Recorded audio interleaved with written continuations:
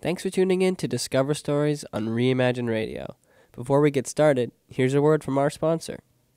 Do you wish you had a voice in making some of the world's most popular websites more accessible? Fable is recruiting a community of paid assistive technology users who work from home to test websites and provide feedback on how they can be improved. We're currently recruiting testers who use Dragon, voice control, eye tracking, switch controls, and head mice. No resume, no cover letter, and no experience with user testing is required. Learn more and apply at www.makeitfable.com/community.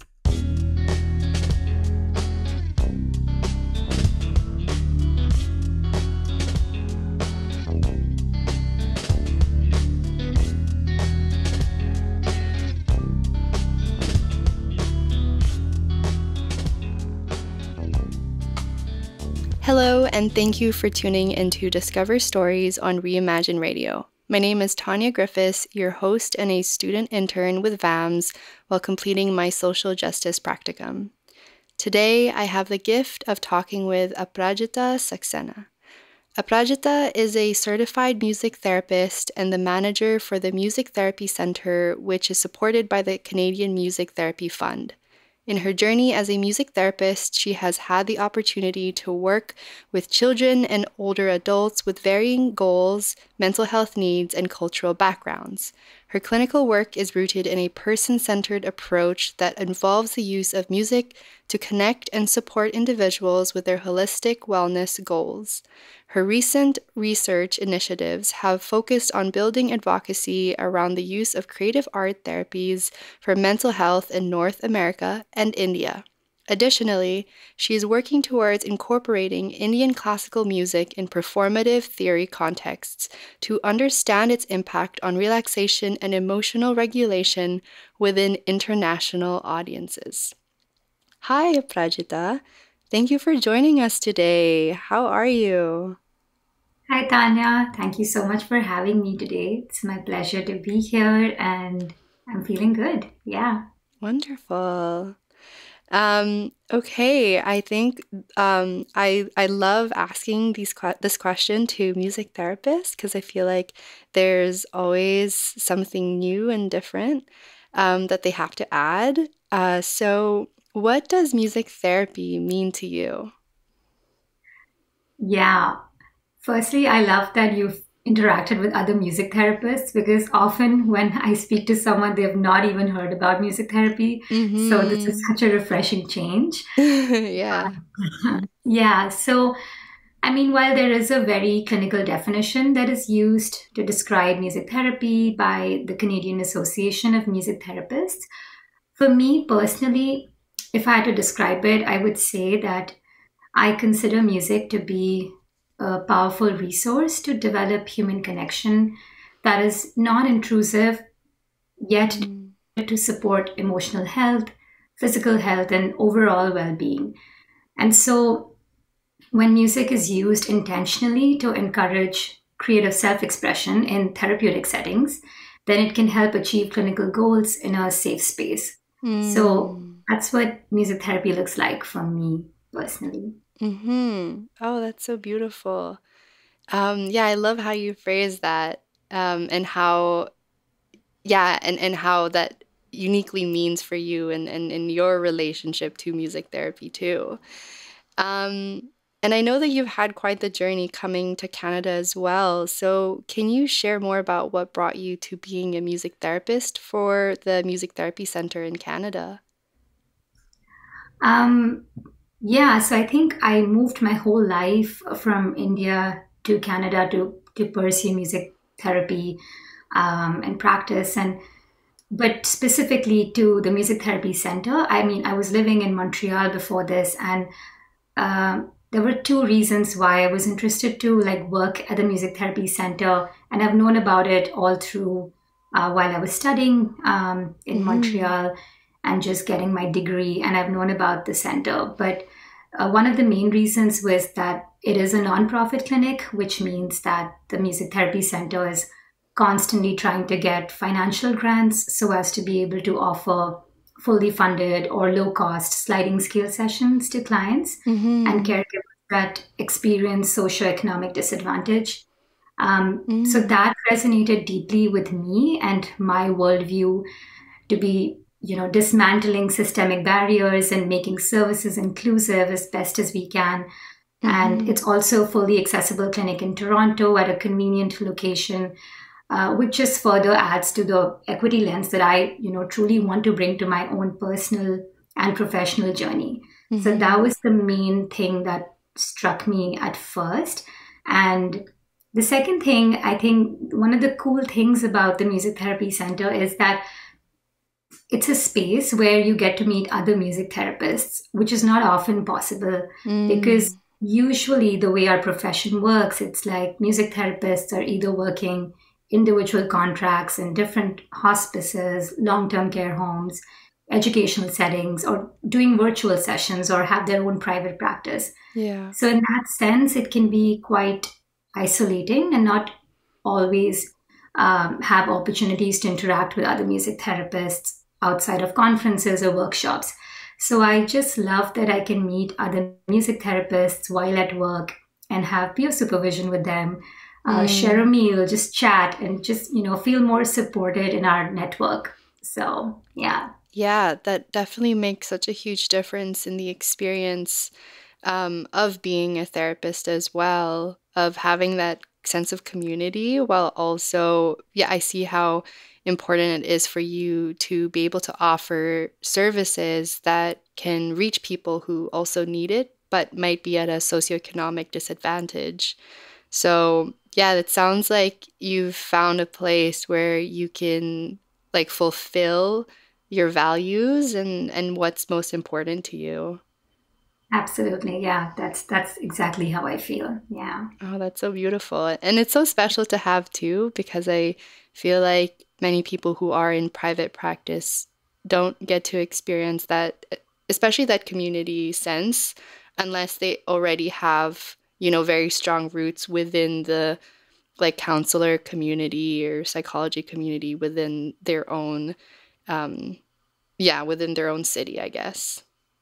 Yeah, and especially in your early years as a music therapist or as a therapist in general, yeah, Mm-hmm. these factors can really help shape Mm-hmm. your journey and for you to feel fulfilled and like lead a purposeful professional journey and experience. Yeah. Yeah. And did you say that you were in Montreal before this? Like, did you just move for the job? That's right. Like I moved to Toronto because I had to, because I don't speak French, and Mm, it was turned out to be a little bit of a challenge. And especially in therapy, it's important to be able to speak the language that people connect with. for sure. Even though music therapists are constantly learning music from different cultures and different languages, but just I think the medium of interaction was slightly difficult to navigate in that sense. So it Yeah. was my goal. So I moved to Toronto without a job, but I started looking, and yeah, that's how this worked out for me. Yeah. Okay. Oh, amazing. And I love the way you ended that because that actually brings a good segue into my next question, which is that you incorporate Indian classical music to your approach in music therapy, and I think it's incredible and intriguing as you're intentionally embodying and integrating parts of your culture into a therapeutic approach within the Canadian landscape, which is seen as a multicultural society.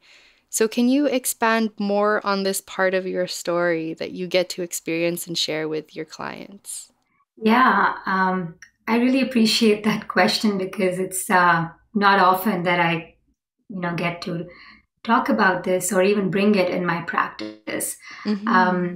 So my training has, as a musician, primarily been in North Indian classical singing back in India, and I continue to take training with my guru or my mentor based Mm-hmm. in India. I do it virtually now, but whenever I go back, we do it in person. And Mm-hmm. so I do feel most connected to this music and have used it as my own tool for emotional regulation and relaxation, I think, in times of stress and difficulty. So, just having that personal experience with it as I grew up in India and now as an adult in a different part of the world, I have been very curious as to how Western audiences would associate with this sort of music, which is so deeply rooted in my life. So I have had the opportunity to, use it in workshops, in wellness sessions, and with a few of my clients in Canada who have not been exposed to this type of music. And it's been very interesting as to how people from other parts of the world engage with it. So, just to get into a little bit of technicality, like let's say there are 7 notes in a major scale, and these 7 notes sound different. Like they would sound different if it's sung in a Western classical setting, and it would sound like if I were to sing it just the do re mi, the way it would sound would be like do re mi fa sol la ti do, or si do if it's French. But if I were to sing just these 7 notes in the North Indian classical style, it would sound something like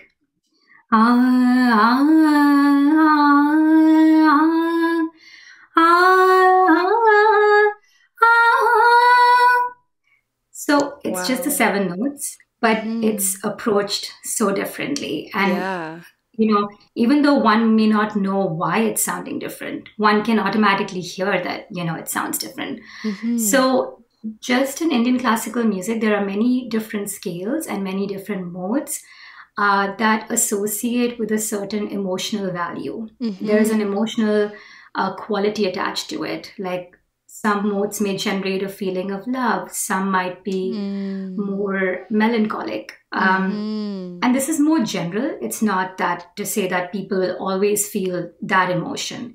But it's safe to say in general that people in North India who would listen to it might feel these emotions because that's how we've been conditioned to receive it.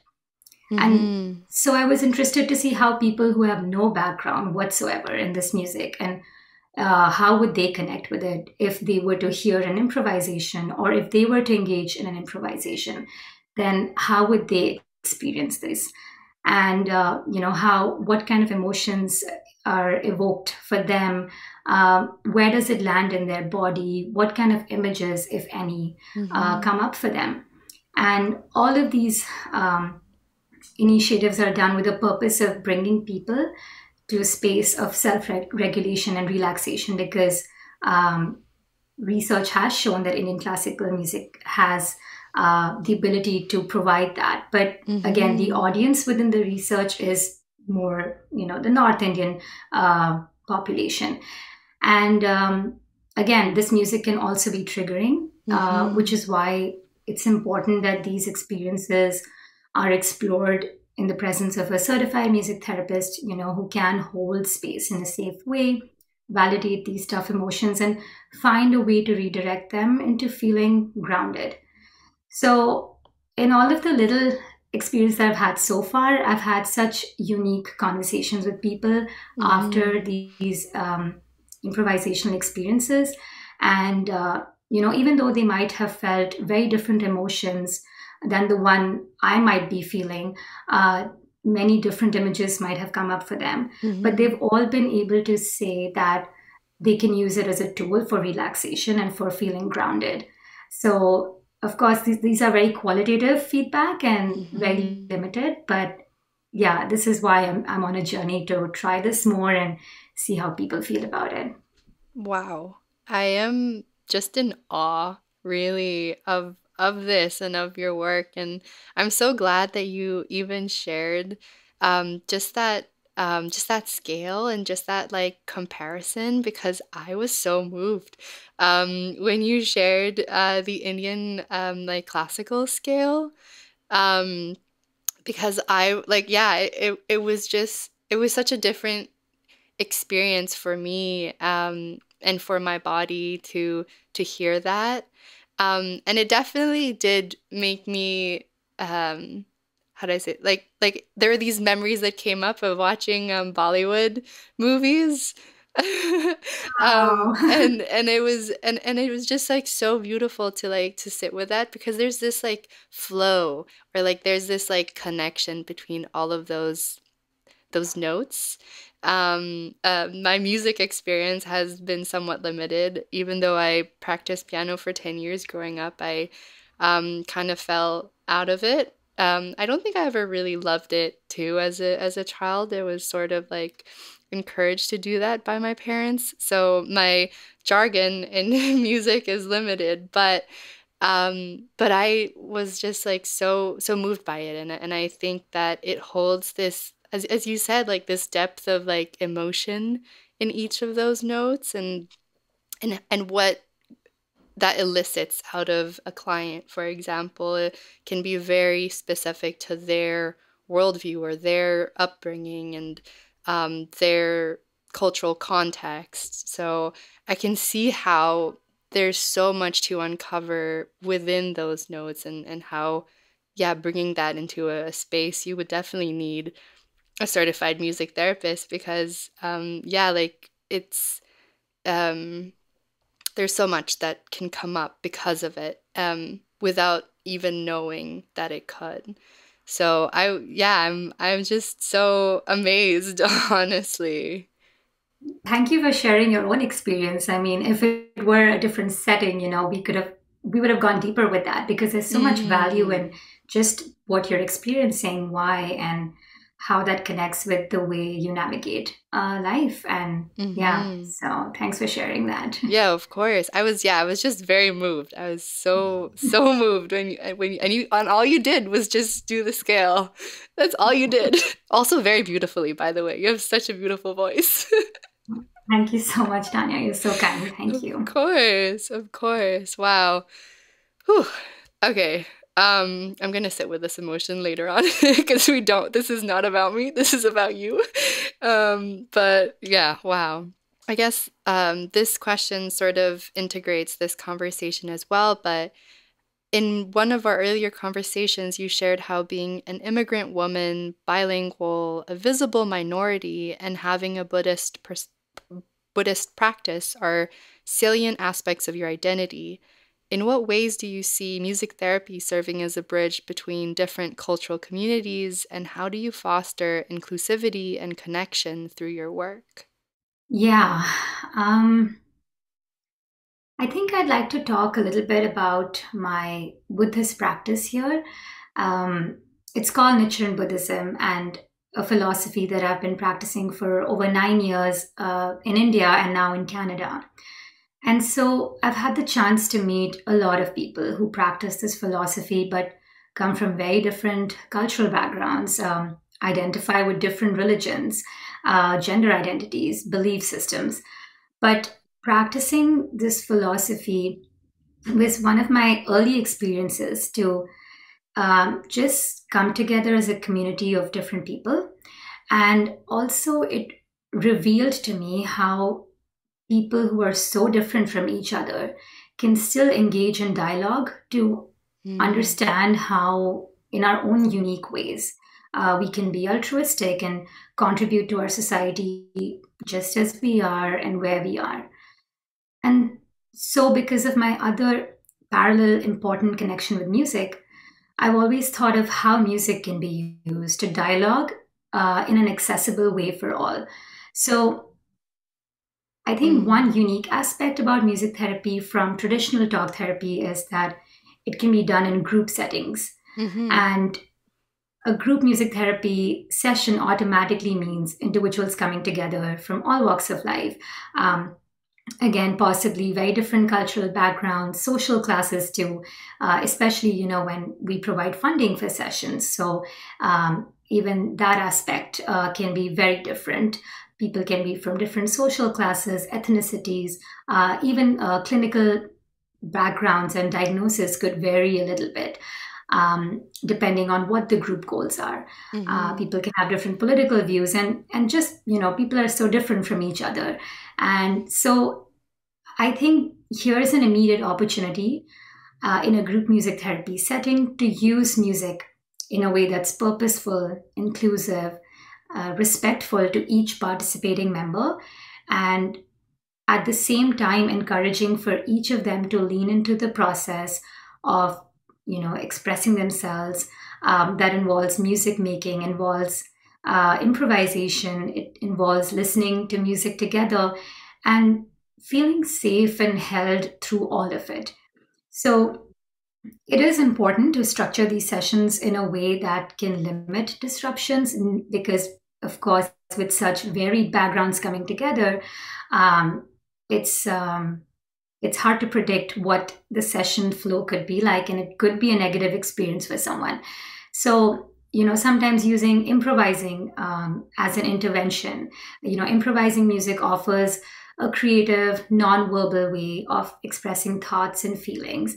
And it's a non-judgmental space. It can be easily approached with the way you set up the sessions, the kind of instruments you put in place for the participants that are not hard to play, that might have one way of playing, so that everyone is feeling not scared, but actually excited to participate in the music making, because it can be intimidating for people who have no musical background and with so many other people in the room. So of course, a music therapist would find a way to make sure while they're structuring sessions that all of these aspects are taken into consideration.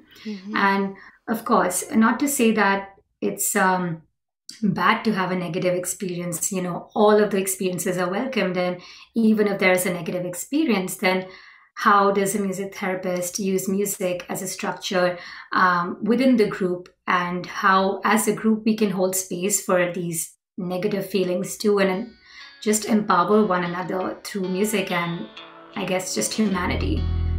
So, yeah. Wow.